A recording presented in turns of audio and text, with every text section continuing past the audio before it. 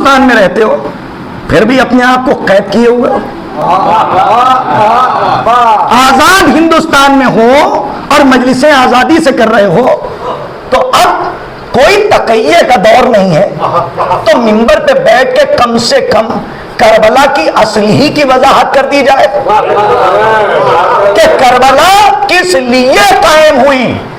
ورنہ کرنی ہوتی تو امام حسن مجتبی نے کربلا کو قائم کر دیا ہوتا، لیکن نہیں. کل بھی میں نے بیان کیا تھا دلیل کو بچانا تھا اور یہی مصلحت تھی کہ ایک دلیل نے جہاد کیا دوسری دلیل بستر پہ رہی.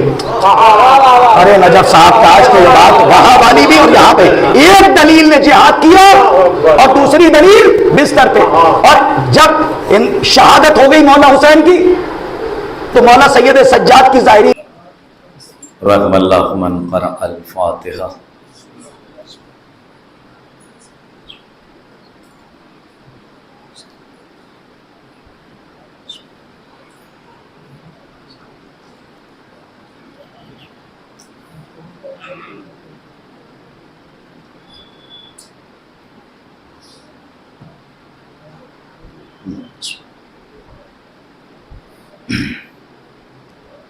لا حول ولا قوة الا باللہ العلی العظیم.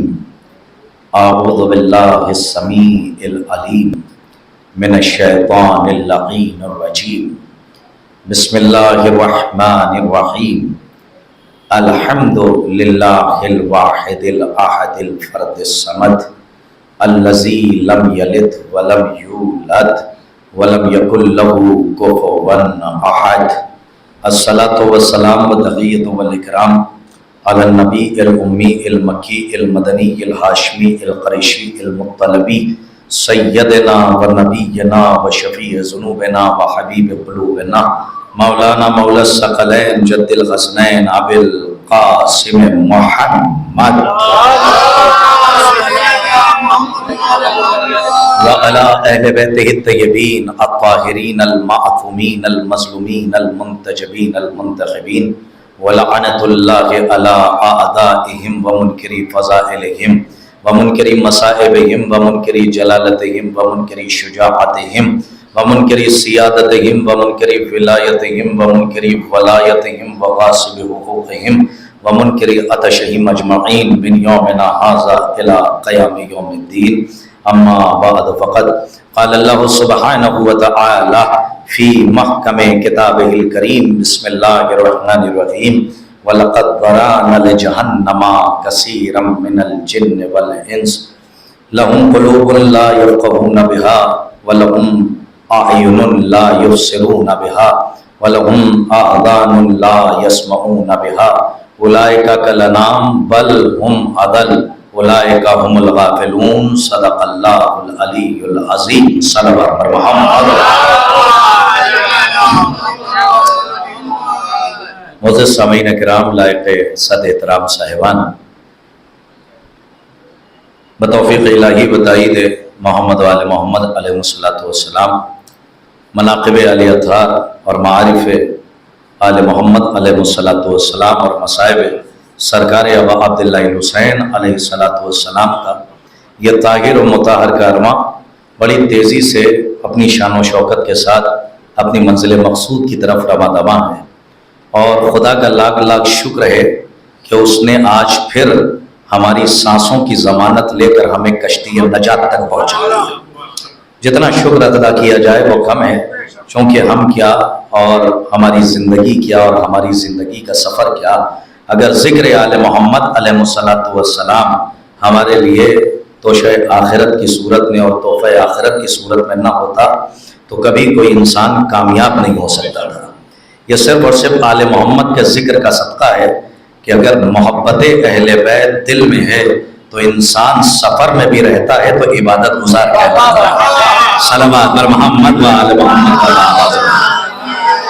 یہ بڑا معنی خیز جملہ میں نے آپ سے کہا ہے اس لیے کہ الحمدللہ یہاں حدیث پر نظر رکھنے والی شخصیتیں تشریف فرما ہیں اور شعراء کرام اہل زبان فصیح اللسان بلغ الکلام تشریف فرما ہے.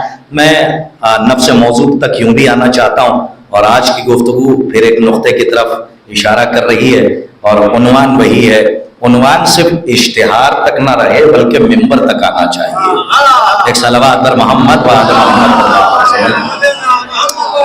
بہرحال حقیق فقیر عبد ذلیل سراپے تقصیر اور اس خادم ناچی اس طالب علم کی پوری کوشش رہے گی کہ کہیں نہ کہیں عنوان کا جو ایک ہمارا روح سخن ہے اور وہ عنوان کی ہی طرف رہے. اور عنوان ہے بنیاد کربلا ولایت علی. اس کو ذرا سا آپ ذرا اپنے حافظے کے بیاض میں محفوظ رکھیے گا. کل جہاں تک ہماری گفتگو پہنچی تھی اس سے پہلے ہم اس آیت کا ترجمہ مکمل کر دیں کہ جس آیت کو ہم نے سرنامہ کلام کے طور پہ آپ کی منصفانہ فکر کی عدالت میں پیش کیا ہے. ارشاد ہو رہا ہے کلام بلاغت نظام کتاب اور استعاراتی نظام کا جو مجموعہ کتاب ہے کہ جسے قرآن مجید کہتے ہیں، سورہ اعراف میں آیت نمبر 179 179 یہ نشان اس لیے بتایا جا رہا ہے تاکہ کہیں اور کوئی نہ جائے اور اسی نشان پر باقی رہے. اس لیے کہ ہمارا نشان جب سامنے ہوتا ہے تب ہم منزل تک پہنچ جاتے ہیں، اور نشان اور علامت کا ہونا بہت ضروری ہے. تو آیت کے ایک معنی نشان کے بھی ہے، تو میں آیت کا نشان آپ کو بتا رہا ہوں. 179 اٹھا کے پڑھ لیجئے گا. ارشاد ہو رہا ہے بسم اللہ الرحمن الرحیم وَلَقَدْ ذَرَأْنَا لِجَهَنَّمَ كَثِيرًا مِنَ الْجِنِّ وَالْإِنسِ کہ اللہ نے جناتوں اور انسانوں میں اکثر ایسے ہیں کہ جن کو جہنم کے لیے پیدا کیا، یعنی وہ جائیں گے جہنم میں چاہے وہ جتنی عبادتیں کر لیں، لیکن اگر جنات اور انسانوں میں اکثریت ان کی ہے کہ جو جہنم کے لیے ہیں.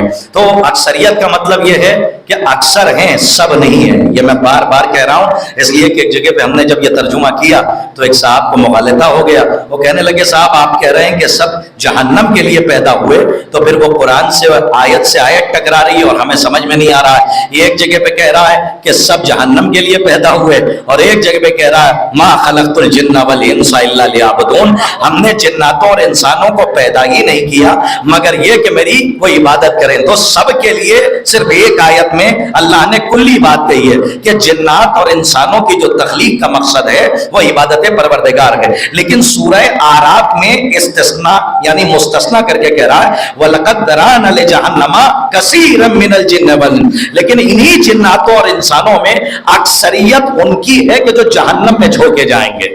اب تھوڑی سی بات واضح ہو رہی ہے، اکثریت ان کی ہے کہ جو جہنم میں جھونکے جائیں گے. ان کی کوالٹی کیا ہے بھئی، یہ ہیں کیسے؟ تو اس کو آگے بڑھ کے سورہ اعراف میں اللہ نے اور واضح کیا کہ فرمایا لہم قلوب، کیا لہجے کی آیت ہے، لہم قلوب لا یفقہون بہا، ان کے دل تو ہیں لیکن یہ سوچتے نہیں. آج کے تھوڑی سی بات واضح ہو جائے بھئی یہ ہیں کیسے، کہ ان کے دل تو ہیں. ذرا قرآن کی فصاحت و بلاغت پہ غور کیجئے، اور ایک جملہ میں کہہ کر آگے گزر رہا ہوں اور بہت معنی خیز ہے، ذرا اس کو درک فرمائیے گا اور مجھے لگے کہ میری بات آپ کے دل کے قریب آ چکی ہے. عزیزان گرامی، اس لہجے میں یا تو خدا بول سکتا ہے یا ولی خدا بول سکتا ہے جی، اور دوسرا کوئی کلام کر ہی نہیں سکتا کہ جس لہجے کی آیت سورہ اعراف میں ہے. عجیب لہجہ ہے، اور عجیب لہجے میں کہہ رہا لہم قلوب لا یفقہون بہا، ان کے دل تو ہیں، سنیے گا، ان کے دل تو ہیں لیکن سوچتے نہیں. وَلَهُمْ آیون، ان کی آنکھیں تو ہیں، لا یبصرون بہا، لیکن دیکھتے نہیں. بھئی آنکھیں تو ہیں لیکن دیکھتے نہیں. آگے بڑھ کے فرمایا وَلَهُمْ آذان لا یسمعون بہا، ان کے کان تو ہیں لیکن سنتے نہیں. بھائی لہجے کی آیت دیکھیں، میں نے کہا اس لہجے میں صرف خدا ہی کلام کر سکتا تھا یا ولی خدا کلام کر سکتا ہے. عزیزان گرامی، آگے بڑھ کے آیت نے تھوڑا سا لہجہ بدلا، اور ایسا لہجہ کہ واقعی اگر جسے درک کر لیا جائے اور اپنی زندگی میں عملی طور پر اس کو رکھا جائے تو بہت سے راستے جو ہیں وہ راستے کھلتے ہوئے نظر آئیں گے. عجیب لہجے میں اللہ نے کہا کہ ان کے دل تو ہیں لیکن سوچتے نہیں، آنکھیں تو ہیں لیکن دیکھتے نہیں، کان تو ہیں لیکن سنتے نہیں. اب لہجہ بدل کے کہا اولئک کل انعام، یہ چوپائے ہیں. کاش کے بات واضح ہو جائے بھائی چوپائے کسے کہتے ہیں. اب لکھنؤ میں اس کا ترجمہ اور اس کی وضاحت نہیں کروں تو بہتر ہوگا، اس لیے کہ گہوار ادب ہے، لیکن پھر بھی اپنی خطابت کو اور آسانی سے پہنچانے کے لیے میں ذرا سا سہارا لے رہا ہوں. کیا فرمایا اولئک کل انعام، یہ چوپائے ہیں. چوپائے یعنی چار پیر والے جانور. لیکن عجیب لہجہ بدل کے پھر کہا نہیں، چوپائے تو دیکھتے بھی ہیں، چوپائے تو سنتے بھی ہیں، تو پھر کیا ہے کہ بل ہم ازل، یہ اس سے بھی بدتر ہے.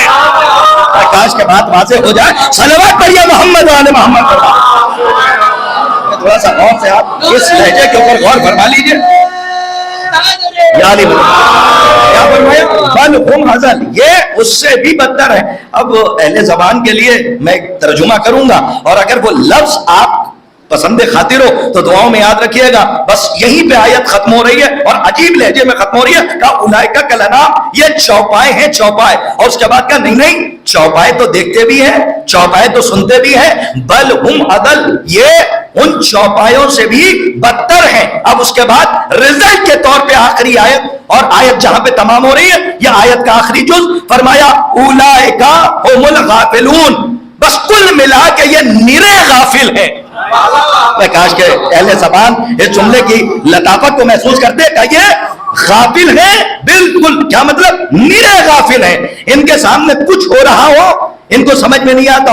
اب آپ کی خدمت میں ایک کل میں رات میں شب میں مطالعہ کر رہا تھا ایک کتاب کا جو ہماری زیر نظر تھی، تو میں نے چاہا کہ آج کی مجلس میں وہ تحفہ آپ کو تحفے کے طور پر میں عطا کر دوں، اس لیے کہ فرش اعضا شک کی نجاست نہیں یقین کی پاکیزگی عطا کرتا ہے، تو اس یقین کی پاکیزگی کو اور واضح کرنے کے لیے اور یقین کی پاکیزگی پہنچانے کے لیے میں چھٹے امام سے اور چوتھے امام سے یعنی رئیس مسلک جعفریہ مخبر صادق امام جعفر صادق علیہ الصلوۃ والسلام اللہم صلی علی محمد وعلی محمد، اور ہمارے اور آپ کے چوتھے امام یعنی سید الساجدین، دونوں سے یہ روایت موجود ہے۔ امام نے فرمایا اکثر آپ نے سنا ہوگا کہ اکثر کہ لوگ آنکھیں چار کر رہے ہیں، دیکھا آپ یہ محاورہ ہے استعمال ہوتا ہے کہ لوگوں کی آنکھیں چار ہو رہی ہیں یا آنکھیں چار کر رہے ہیں، صاحب یہ صرف محاورہ نہیں ہے، اب حقیقت بات سنیے کہ کیا ہے۔ معصوم فرماتے ہیں کہ اللہ نے ہر شخص کو چار آنکھیں عطا کی ہیں۔ دیکھیں کل ہی میں مطالعہ کر رہا تھا اور وہ میں تحفہ آپ کو دے رہا ہوں کہ ان کی آنکھیں تو ہیں لیکن دیکھتے نہیں۔ اب سنیے اس کی وضاحت کلام امام سے۔ امام نے فرمایا ہر شخص کو اللہ نے تحفے کو تحفے کی طرح قبول فرمائیے گا کہ اللہ نے ہر شخص کو چار آنکھیں عطا کی ہیں، دو آنکھیں اس کے سر میں ہیں، کیا مطلب؟ یعنی اس کے سامنے، اور دو آنکھیں اس کے دل میں۔ یہ محاورہ نہیں ہے، یہ امام کا کلام ہے، اور امام کا کلام کلام کا امام ہوتا ہے۔ تو امام نے فرمایا ہے کہ اللہ نے ہر شخص کو چار آنکھیں عطا کی، اور چار آنکھیں کیسے دی؟ امام فرماتے ہیں دو اس کے چہرے پر ہیں اور دو آنکھیں اس کے دل میں۔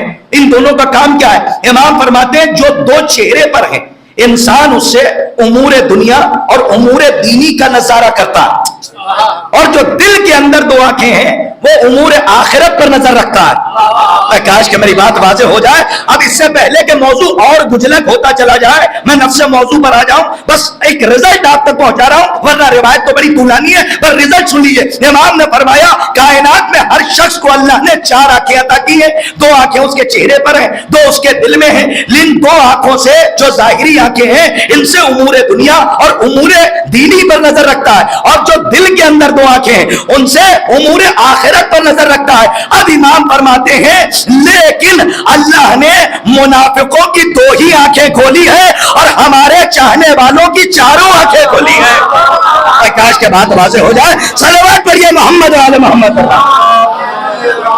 یہ امام نے فرمایا، کیا فرمایا؟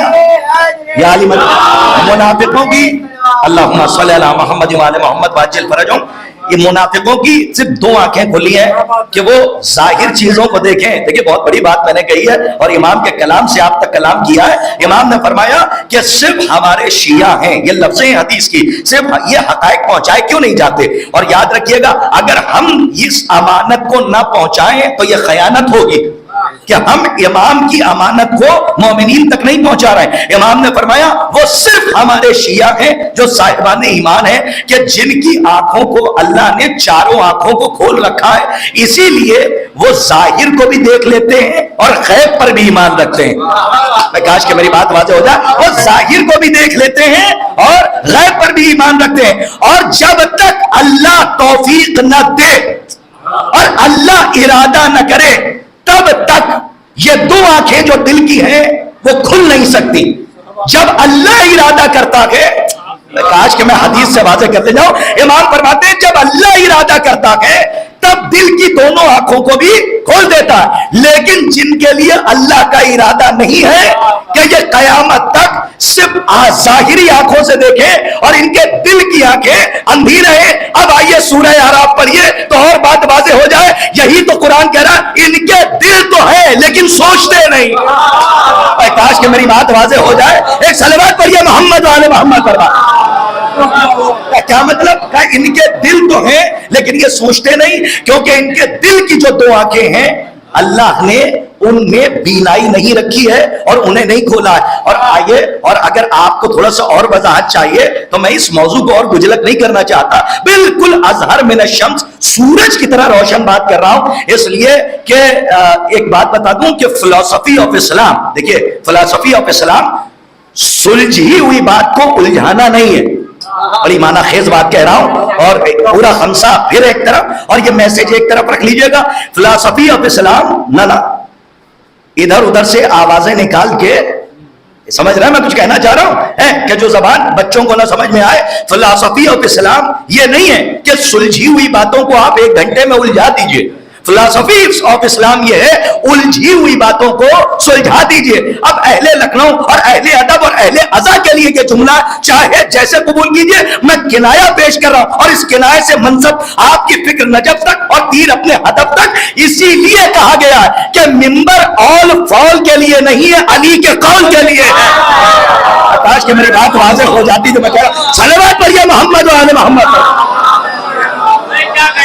لیکن اپنی آرا, اپنی قیاس, اپنے قیاس اور اپنی آرا آپ اپنی پاس رکھیے. یہ بالکل صحیح ہے کہ آپ اپنا نتیجہ پیش کیجئے, اپنی آرا پیش کیجئے, اپنا قیاس پیش کیجئے, لیکن اپنے ذاتی نظریے کو ہر شخص پہ نہ تھوپنے کی کوشش کیجئے, کیونکہ شخص اور مومن وہی مانتا ہے کہ جو کلام امام ہو, کہ جو ہم پر حجت ہے. کہ امام نے کیا فرمایا, یہ جو ہم نے آپ سے کہا کہ منافق کی دو آنکھیں جو دل کے اندر ہیں, امام فرماتے ہیں جب تک اللہ ارادہ نہ کرے, شکیل صاحب کاش کہ دوسری حدیث پہنچا دو, جب تک اللہ ارادہ نہ کرے تب تک وہ اندر سے نابینا ہی رہتا ہے, اور وہ سمجھتا ہے کہ میں دیکھ رہا ہوں لیکن اصل میں وہ اندھا ہے. اور ایک جگہ پہ کل ہی رات کی میں بات کروں, زیر نظر وہ کتاب تھی, اور الحمدللہ جب پڑھتے پڑھتے ہم تھوڑا سا آگے بڑھے تو ولایت کے ہی حوالے سے کچھ مواد اور کچھ ایسے معروضات تھے جو ہمیں لینا تھے, تو اس میں باقاعدہ امام نے یہاں تک فرمایا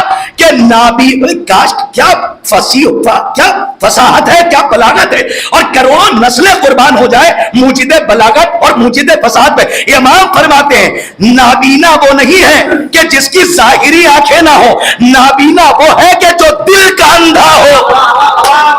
کاش کہ میری بات واضح ہو جائے. امام فرماتے ہیں کہ اندھا وہ نہیں ہے کہ جس کی ظاہری آنکھیں نہ ہو, امام فرماتے ہیں اندھا اصل میں وہ ہے, یہ کلام امام ہے, کہ جس کی دل کی آنکھوں میں بینائی نہ ہو اور جو غیب کو نہ دیکھ سکے اور آخرت پہ نظر نہ کر سکے, جو ہمیں نہ پہچان سکے, اور ہمیں ان آنکھوں سے نہیں پہچانا جاتا. شکیل صاحب بات واضح, ہمیں ان آنکھوں سے نہیں پہچانا جاتا, ہمیں دل کی دو آنکھوں سے پہچانا جاتا ہے جو اللہ نے ہر شخص کو عطا کی ہے. لیکن صاحبان ایمان کی آنکھوں میں بینائی ہے, اور جو منافق ہیں ان کی آنکھوں میں بینائی نہیں ہے. اسی لیے کہا ہے کہ جب اللہ ارادہ کرتا ہے تب انسان مومن بنتا ہے, تب عزادار بنتا ہے, تب محب حسین بنتا ہے. اسی لیے اس مجمع کو میں گارنٹی کے ساتھ کہہ سکتا ہوں یہ کوئی لفظوں کا جال اور خطابت کی چال والا جملہ نہیں ہے, بلکہ حدیث کے آئینے میں جملہ روانہ کر رہا ہوں کہ اتنا بڑا مجمع مجلس میں آیا نہیں ہے, لایا گیا ہے. نہیں, کاش کہ میری بات واضح ہو جائے نا. اگر ہمارا اپنا جملہ ہو تو آپ نہ بولیے گا, لیکن اگر حدیث سے ہم ثابت کریں تو پھر آپ پر واجب ہے کہ کلام امام کو سن کے اگر رزلٹ پہنچے تو دل سے آواز نکلے اور آپ سبحان اللہ کی آواز بلند کریں, ورنہ کوئی شکایت نہیں. عزیزان گرامی, اتنا بڑا مجمع فرش اعضاء پر آیا نہیں ہے, لایا گیا ہے, نہ بھیجا گیا ہے. اگر وہ نہ چاہتا تو آپ یہاں تک نہ آتے. کا دلیل کہ رسول خدا کی حدیث ہے, بسم اللہ الرحمن الرحیم, من اراد اللہ بہ الخیر قذف فی قلبہ حب الحسین و حب زیارتہ. اللہ جب کسی کو خیر عطا کرنے کا ارادہ کرتا ہے تو اس کے دل میں قذف انڈیل دیتا ہے. اہل زبان ہے, اللہ آپ کو آباد رکھے.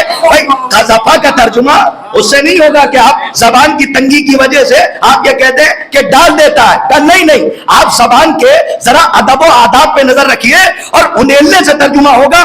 قذفا کا مطلب ہے انڈیلنا. اب یہاں اہل زبان کو لطف آ رہا ہوگا, انڈیلنا. اللہ کا رسول کیا فرما رہا؟ رسول خدا فرماتے ہیں من اراد اللہ بہ الخیر قذفا فی قلبہ حب الحسین. اپنے مقدر پہ فخر کیجئے, حب الحسین و حب زیارت. اللہ جب کسی کو خیر عطا کرنے کا ارادہ کرتا ہے, مولوی صاحب نہیں, ذاکر نہیں, خطیب نہیں, کوئی مفتی صاحب نہیں, اللہ جب ارادہ کرتا ہے, کاش کہ میری بات اس ارادے کے اوپر رہیے گا, اللہ جب ارادہ کرتا ہے کہ وہ کسی کو خیر عطا کرے تو قذفا انڈیل دیتا ہے فی قلبہ, اس کے دل میں کیا؟ حب الحسین و حب زیارت, یعنی محبت حسین اور قبر امام حسین کی زیارت کی محبت. اس کا مطلب حدیث ایک ہے لیکن دو منصب کا ذکر کیا گیا. اہل زبان کے لیے تبرک ہے, دعاؤں میں یاد رکھیے گا. دو منصب, ایک منصب ہے زائر حسین کا, ایک منصب ہے محب حسین کا. اس کا مطلب یہ ہے کہ کوئی دولت سے, کوئی ڈالر سے, کوئی ریاست سے نہ عزادار بن سکتا ہے. کاش کے بات واضح ہو جائے. نہ زائر حسین ہو سکتا ہے, نہ کوئی اپنے دولت میں گھمنڈ کر کے عزادار اور محب حسین ہو سکتا ہے. اب جملے کی قیمت اہل زبان اور شورا سے چاہتا ہوں کہ اللہ نے کہا کہ جب میں ارادہ کرتا ہوں کہ کسی کو خیر عطا کروں تو اس کے دل میں میں محبت حسین اور زیارت حسین کی محبت ڈالتا ہوں. اس کا مطلب یہ ہے کہ محب حسین ہونا, عزادار ہونا اور زائر حسین ہونا ہما شما کی بساط نہیں ہے بلکہ یہ خدا داد صلاحیت ہے. کاش کے جملے کی قیمت آپ پتا کرتے. صلوات پڑھیے محمد و آل محمد.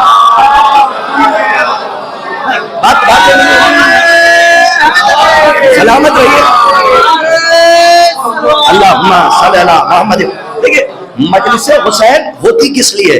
مجلس حسین تقویت عرفان کے لیے ہے, تقویت ایمان کے لیے ہے کہ آپ کو یہ جو عقیلہ بنی ہاشم نے, میں لاجیکل بات نہیں کرتا ہوں, محمل بات کا قائل بھی نہیں ہوں جب تک کہ منطق نہ موجود ہو اور بات مستعمل نہ ہو, اور سب سمجھنے والے بیٹھے ہوئے ہیں. سب سے کم علم رکھنے والا اس وقت یہاں ہے اور ہم سے زیادہ پڑھے لکھے الحمدللہ عرش عزا پہ ہیں. مولا آپ کو آباد رکھیں. عقیلہ بنی ہاشم نے جملہ ایک ہے لیکن معرفت کی کائنات کو سمیٹے ہوئے. کبھی اس نقطے کے اوپر تدبر کیجئے گا, تفکر کیجئے گا کہ وہ زینب, وہ ذات کہ جس کے مشورے کے لیے امامت رکی رہے. اللہ اکبر. میں نے بہت بڑا جملہ کہا ہے, آپ نے محسوس نہیں کیا. دیکھیں اس کو سرسری طور پہ تائرانہ نگاہ ڈال کے نہ گزریے گا, ذرا اس کے ڈپ میں جائیے اور اس کی گہرائی میں جائیے. وہ امامت کہ جس کی اطاعت پوری کائنات پر واجب ہے, وہ امامت جس ذات کے مشورے کا انتظار کرے, اسے عالمہ غیر معلمہ کہتے ہیں, اسے عقیلہ بنی ہاشم کہتے ہیں. تو عقیلہ بنی ہاشم نے جیسے ہی رہائی پائی نہیں بلکہ یزید سے خود رہائی لے لی. اہل زبان ہے, ہاں, یزید سے اس کی کیا بساط اور کیا اوقات. جب رہائی ہوئی تو جناب زینب نے, عقیلہ بنی ہاشم نے, عالمہ غیر معلمہ نے کہ جس کے مشورے کے انتظار میں امامت ٹھہری رہے. صاحب بڑی بات کہنے جا رہا ہوں, مدینے جا کے فرش ازا نہیں بچھایا بلکہ بلا فصل, لفظ بلا فصل, آپ محسوس نہیں, جیسے ہی رہائی ملی بلا فصل عزاداری امام حسین کی بنیاد رکھی, فرش عزا بچھا دیا. اگر جملہ پہنچ جائے تو دعا میں یاد رکھیے گا. عقیلہ بنی ہاشم کی اس حکمت کے اوپر کبھی غور کیجئے. چاہتی تو مدینے جا کے ماتم کرتی, تب بھی علی کا ہر چاہنے والا جناب زینب کی سیرت پہ عمل کرتا اور عزاداری قیامت تک کرتا. لیکن جناب زینب نے مدینے جا کے فرش ازا نہیں بچھایا. اتنی اہمیت تھی فرش ازا کی کہ جیسے ہی رہا ہوئی بلا فصل سب سے پہلے فرش ازا بچھایا. میں صرف ایک جملہ کہہ کے گزر رہا ہوں, سمجھنے کی ذمہ داری آپ کی ہے. اگر اسلام کے تحفظ کے لیے اس سے بہتر کوئی جگہ ہوتی تو زینب وہ عطا کرتی, فرش ازا عطا نہ کرتی. کاش کے بعد واضح ہو جائے. صلوات پڑھیے محمد و آل محمد پر. آپ نے غور نہیں فرمایا. اگر اسلام کے تحفظ کے لیے, کاش کے بات واضح ہو جائے, دین کے تحفظ کے لیے اگر کوئی اور جگہ ہوتی تو جناب زینب اس کا انتظام کرتی، فرش عزا کا انتظام نہ کرتی۔ فرش عزا کا بلا فصل بچھانا اس بات کی دلیل ہے کہ اگر تمہیں دین ملے گا تو یہی، اگر تمہیں اسلام ملے گا تو یہی، اگر تمہیں غدیر ملے گی کاش کا، اور اگر تمہیں صحیح امامت ملے گی تو یہی، تمہیں صحیح وصایت ملے گی تو یہی، تمہیں صحیح خلافت ملے گی تو یہی۔ یہ فرش عزا ہی نہیں ہے، یہ یوم الست کا آئینہ ہے۔ اس پہ وہی آتا ہے کہ جس نے وہاں اقرار ولایت کیا ہے، کاش کا بات واضح ہو جائے، ہاں اعتقاد کے ساتھ قائل ہو کر اس فرش عزا پہ وہ آتا ہے کہ جس نے ولایت علی کا یوم الست، عالم ارواح، میں یوم زر کی بات کر رہا ہوں، عالم زر کی بات کر رہا ہوں کہ جہاں پہ اقرار ولایت علی لیا گیا تھا، عزیزان گرامی اگر وہاں پہ اقرار نہ کیا ہوتا تو عزادار فرش عزا پر اظہار نہ کر رہے ہوتے، کیونکہ اظہار کا تعلق اقرار سے ہے۔ بھائی اقرار اظہار مقدمہ ہے، اقرار مقدمہ ہے اظہار کا۔ جب تک اقرار نہیں ہوگا، ارے مولا آپ کو آباد رکھے، جب تک اقرار نہیں ہوگا تب تک اظہار نہیں ہوگا۔ ایک جملہ اور کہہ جاؤں، شورا بیٹھے، اسی سے نکلا ہے انتظار۔ جیسے اقرار مقدمہ ہے اظہار کا، ویسے ہی محبوب کے وعدے پر اعتبار مقدمہ ہے انتظار کا۔ جب تک ارے بس آپ بہت معنی خیز میں نے بات کہی ہے، جب تک محبوب کے وعدے پر اعتبار نہیں ہوگا تب تک عقیدہ انتظار نہیں ہوگا۔ مثال کے طور پہ یہاں پہ یہ ہمارے نوجوان بیٹھے ہوئے ہیں، یہ ہم سے کہہ جائے مولانا یہیں پہ ملیے گا، ابھی ہم لوٹ کر آتے ہیں، اس کو پتہ نہیں میرا روح سخن کہاں میں نے تبدیل کر دیا، لیکن اس بات کو یہیں پہ کلوز کر کے میں نفس موضوع پر ہی ہوں اور پھر وضاحت کر رہا ہوں، اس لیے کہ آج بڑے اہم نقطے سے بحث کرنی ہے اور موضوع وہی ہے، بنیاد کربلا ولایت علی۔ اسی لیے میں ولایت تک آ رہا ہوں۔ یہ نوجوان بیٹھا، اس نے کہہ دیا کہ قرطاس صاحب میں یہیں پہ آؤں گا، اسی چوکھٹ پہ رہیے گا۔ صبح ہو گئی، دن گزر گیا، شام آ گئی، جیسے ہی رات کا پہلا حصہ آیا فوراً علی کوثر صاحب آ گئے، کہنے لگے کب تک انتظار کریں گے، پتہ نہیں وہ آئیں گے یا نہیں آئیں گے۔ ہم نے کہا نہیں، ہم انہیں جانتے نہیں ہیں، پہچانتے ہیں۔ بھائی اہل زمان ہے، ہم انہیں جانتے نہیں ہیں، پہچانتے ہیں۔ پہچاننے کا مطلب یہ ہے علامہ کی منزل میں وہ نہیں ہے، عرفہ کی منزل میں ہیں، ہم انہیں پہچانتے ہیں، جانتے نہیں ہیں۔ علی کو جانتی تو پوری دنیا ہے، پہچانتے وہی جو علی کو بلا فصل خلیفہ مانتے ہیں۔ کاش کہ ان دو لفظوں میں علامہ اور عرفہ کی وضاحت ہو جاتی۔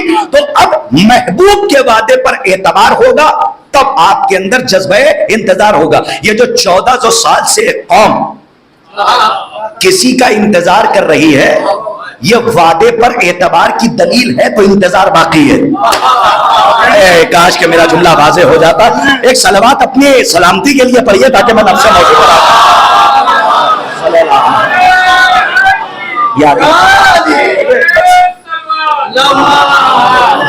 اگر آپ نے ہمارا ساتھ دیا تو انشاءاللہ آج ایک اہم موضوع ہے، اور موضوع تو وہی ہے لیکن ایک اہم نقطے سے بات کرنی ہے۔ اور موضوع کیا ہے؟ موضوع ہے ولایت علی بنیاد کربلا۔ اور ہم نے کہا کہ موضوع صرف اشتہار کی حد تک نہ رہے کہ آپ درگاہ پہ لگا دیں، چھوٹے امام باڑے پہ لگا دیں، بڑے امام باڑے، نہیں، کوشش کی جائے کہ جو موضوع ہے وہ منبر تک آئے، اور ممبر تک آنے کے بعد کم سے کم مومنین تک پہنچے۔ بھئی شکیل صاحب، مصرع جب دیا جاتا ہے تو مومنین بیٹھتے اس کے ساتھ ہیں، اس فکر کے ساتھ کہ جب مصرع دیا گیا ہے تو مصرے پر کچھ شعر تو سننے ملیں گے، تو جب مصرع نہیں دیا جاتا ہے تب کچھ بھی پڑھا جائے ٹھیک ہے، لیکن جب مصرع دے دیا گیا ہے تو اس مصرے پر تب آزمائی ہونی چاہیے۔ تو اب موضوع کا آغاز یہاں سے ہو رہا ہے کہ کل جہاں تک بات پہنچی تھی کہ نماز پیغام کربلا، روزہ پیغام کربلا، سیام پیغام کربلا، دین پیغام کربلا، ہاں اسلام پیغام کربلا، جہاد پیغام کربلا، لیکن علی کی ولایت بنیاد کربلا۔ کل میں نے آپ کی خدمت درج کیا تھا اور یہیں سے بات آگے بڑھ رہی ہے۔ عرب میں جو سب سے پہلی آواز اٹھی، دیکھیے ہمارے بزرگ بیٹھے ہیں، بڑی اہم بات ہے، عرب میں جو پہلی آواز اٹھی وہ لا الہ الا اللہ تفلحو کی تھی۔ کس کی آواز؟ میں رسول کے دور سے نکل کے آپ کو بنیاد کربلا تک لے جانا چاہتا ہوں، اور ایک ایک اسٹیپ کے اوپر غور فرمائیے گا کہ کربلا نماز روزے کا جھگڑا نہیں تھا، یہ زبردستی کا پروپیگنڈا ہے، اصل سے آپ کو پھرایا جا رہا ہے، اصل ہے انکار غدیر، اور جب غدیر بچ جائے گی تو اسی غدیر کے موضوع میں موضوع نماز بھی ہے، موضوع روزہ بھی ہے، موضوع صلاۃ بھی ہے، توجہ فرما رہے ہیں، اس غدیر کے کیمپس میں ساری چیزیں آتی ہیں، اور غدیر سے ہٹ گئی اگر کوئی چیز تو پھر لاکھ وہ نماز ہو، نماز نہیں کہلائے گی، وہ ٹکر ہے، لاکھ وہ طواف کی شکل اختیار کر لے، وہ طواف نہیں ہے، وہ چکر ہے۔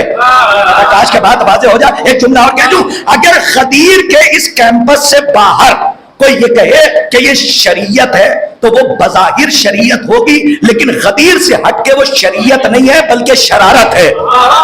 کاش کہ میری بات واضح ہو جائے۔ اہل زبان کے لیے جملہ، اور چونکہ 5 مجلسیں ہیں اور 5 مجلسوں میں مجھے 10 مجلسوں کے اوپر بحث کرنی ہے، اس لیے بڑی تیزی سے کنایوں سے بات کر رہا ہوں، اشاروں سے بات کر رہا ہوں۔ جو پہلی آواز اٹھی وہ کیا تھی؟ لا الہ الا اللہ۔ میں تب دیکھیے، لا الہ الا اللہ تفلحوا، کہ تم کہو کہ اللہ کے سوا کوئی معبود نہیں۔ یہ کس کی آواز تھی؟ سرکار ختمی مرتبہ محمد مصطفیٰ صلی اللہ علیہ وآلہ وسلم۔ بھئی بہت غور سے سنیے گا، تو رسول نے کیا فرمایا کہ کامیابی کا ہم ایک تمہیں راستہ بتاتے ہیں کہ کہو کہ اللہ کے سوا کوئی معبود نہیں ہے، تم کامیاب ہو جاؤ گے، تم نجات پا جاؤ گے۔ اگر کچھ نہ کیجئے، بھئی بڑی توجہ، کچھ نہ کیجئے تو کم سے کم عہد رسول خدا میں 3 طبقوں کو تو ماننا پڑے گا۔ پہلا طبقہ وہ، بڑی اہم بات، پہلا طبقہ وہ کہ جو ایمان لایا، مطیع ہوا، معتقد ہوا، جو زبان سے مسلمان نہیں تھا، جو دل سے مسلمان تھا۔ پہلا طبقہ وہ جو ایمان لایا۔ شکیل صاحب سنیے، یہ بھی شاید ہمارے اہلیان ادرولہ بھی تشریف فرمائے، انہوں نے عشر اولیٰ میں بھی شاید ان باتوں کو نہیں سنا، ان کے لیے بھی میں خاص طور پہ چاہتا ہوں کہ وہ غور فرمائیں اور دعا میں یاد رکھیں۔ پہلا طبقہ وہ کہ جو ایمان لایا، دوسرا طبقہ وہ کہ جس نے انکار کیا۔ تو 2 طبقے ہو گئے بالکل کلیئر۔ ایک وہ کہ جس نے اختیار کیا اسلام اور معتقد ہوا، مطیع اور فرما بردار، ایمان لایا۔ دوسرا طبقہ وہ کہ جو منکر ہو گیا۔ لیکن ایک تیسرا طبقہ بھی تھا، اسی کو چھپایا جاتا ہے، تیسرا طبقہ بھی تھا کہ جو ظاہر میں تو مسلمان تھا۔ کاش کہ میری بات واضح ہو جائے، تھوڑا سا آپ جاگیے گا۔ جو ظاہر میں تو مسلمان تھا لیکن اصل میں وہ مسلمان نہیں تھا، صرف ظاہری وہ اسلام کا اظہار کرتا تھا۔ تو کتنے طبقے ہو گئے؟ ایک طبقہ وہ کہ جو ایمان لایا، اصل مومن نہیں، توجہ، اصل مسلمان۔ ایک طبقہ وہ کہ جو منکر ہو گیا۔ تیسرا طبقہ وہ کہ جو ظاہر میں مسلمان تھا لیکن اصل میں وہ مسلمان نہیں تھا۔ صاحب یہ میں اپنی طرف سے نہیں کہہ رہا ہوں، معصوم کا قول بھی ہے اور قرآن کی آیت بھی ہے، اور پورا سورہ اس کی دلیل میں موجود ہے۔ شاید کہ میری نظر سے کوئی کتاب گزری تھی اور امام کا ایک جملہ میرے ذہن میں ہے، کیا فصیح و بلیغ جملہ، غالباً 5ویں امام کا جملہ۔ معصوم فرماتے ہیں کہ وہ کون ہے کہ جو سچ بولنے کے بعد بھی جھوٹے ہی رہے۔ ارے اللہ اکبر، جیتے رہیے، سلامت رہیے۔ میں کچھ کہنا چاہ رہا ہوں، آپ نے اس فصاحت و بلاغت کو محسوس نہیں کیا؟ امام ہے، امام کا کلام کا امام ہوتا۔ معصوم نے کیا فرمایا؟ بھئی دیکھیے، اس کلام کو میں آیت سے ذرا سا مربوط کروں گا تاکہ بات اور واضح ہو۔ امام نے فرمایا ڈھونڈو وہ کون لوگ ہیں کہ جو سچ بول کر بھی جھوٹے رہے۔ بھئی آپ سوچیں گے کہ عجیب بات ہے، جب سچ بول رہا ہے تو سچا کہلائے گا، لیکن امام کا کلام بتا رہا ہے کہ ہمیشہ ایسا نہیں ہوتا کہ سچ بولنے والا دھوکہ نہ کھا جانا۔ سچ بولنے والا ہمیشہ یہ نہیں ہوتا کہ سچا ہی ہو۔ امام کہہ رہے ہیں کچھ ایسے بھی ہیں کہ جو سچ بول کے بھی جھوٹے ہی رہے۔ تو ہو سکتا ہے کہ یہاں کوئی یہ کہے کہ حدیث ضعیف ہے یا موضوع ہے، یہ بھی کہہ سکتا ہے نا کہ علم رجال کا جاننے والا ہوں۔ تو آئیے میں اس حدیث کے ٹکڑے کو سورہ منافقون سے جوڑتا ہوں۔ بھائی جو قرآن پڑھنے والے ہیں میرے ساتھ ہیں، بھائی سورہ منافقون شروع ہی یہاں سے ہو رہا ہے۔ کاش کے بعد واضح ہو جائے، یہی سے شروع ہو رہا ہے۔ اے محمد، یہ منافق جب تمہارے پاس آتے ہیں تو گواہی دیتے ہیں اور کیا کہتے ہیں کہ آپ اللہ کے رسول ہیں۔ تو کتنی گواہیاں ہو گئی؟ بھائی جب کہہ دیا اللہ کے رسول ہیں تو اسی میں لا الہ الا اللہ بھی آ گیا، کاش کے بات واضح ہو جائے، اور اسی میں محمد رسول اللہ بھی آ گیا۔ بھائی یہ نہیں کہا کہ ہم گواہی دیتے ہیں کہ آپ سچے ہیں، امین ہیں، بلکہ کیا فرمایا؟ منصب کے ساتھ کہا، کیا فرمایا؟ ہم گواہی دیتے ہیں، قرآن ہے، قرآن کی آیت ہے، ہم گواہی دیتے ہیں کہ آپ اللہ کے رسول ہیں، اللہ کے رسول ہیں۔ اس کا مطلب دو گواہی ہو گئی، لا الہ الا اللہ بھی کہہ رہے تھے، محمد رسول اللہ بھی کہہ رہے تھے، لیکن قرآن نے بلکہ کیا کہا؟ اے محمد اللہ بہتر جانتا ہے۔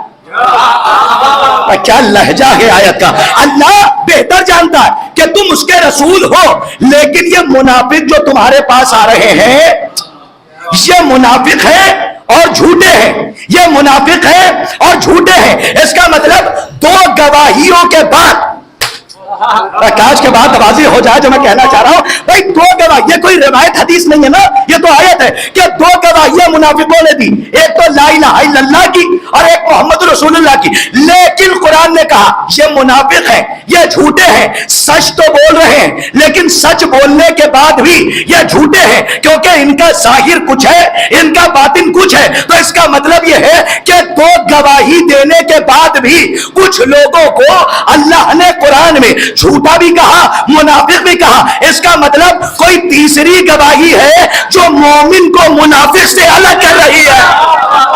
کاش کہ میری بات واضح ہو جائے، صلوات پڑھیے محمد و آل محمد۔ آپ بہت فرمائیے، جہاں تک دیکھیں موضوع ہے تو موضوع کو موضوع کی طرح سمجھیں۔ اس کا مطلب یہ ہے کہ کوئی تیسری چیز ہے کہ جو مومن کو منافق سے الگ کر رہی ہے۔ تو ہمیشہ سچ بولنے والا سچا نہیں ہوتا، کبھی کبھی سچ بولنے کے بعد بھی وہ جھوٹا کہلاتا ہے۔ اچھا ٹھہریے، اب چونکہ ایک آگ کا دریا ہے اور ڈوب کے جانا ہے، مسئلہ یہ ہے کہ 2023 ہے اور ہم چونکہ شورائے کرام جن سے ہم نے بہت کچھ سیکھا ہے، ہمارے بزرگ بیٹھے ہوئے ہیں، اپنے نوجوانوں کو اپنے دل کی آگ کا دھواں لفظوں کی شکل میں دکھاؤں کہ ہم جیسے طالب علم، خادم، ناچیز، حقیر، فقیر، عبد ذلیل، سراپے تقصیر اس بگڑے ہوئے دور میں بغاوتاً اردو بولتے ہیں۔